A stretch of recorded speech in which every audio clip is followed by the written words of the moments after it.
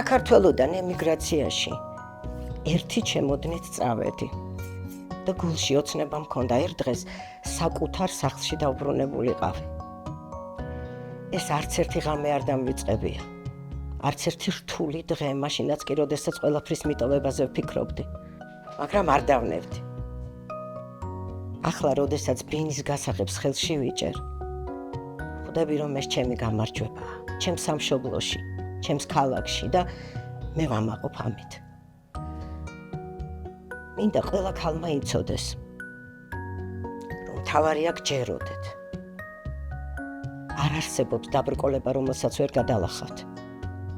მე შევწელი და შენ შეძლებ.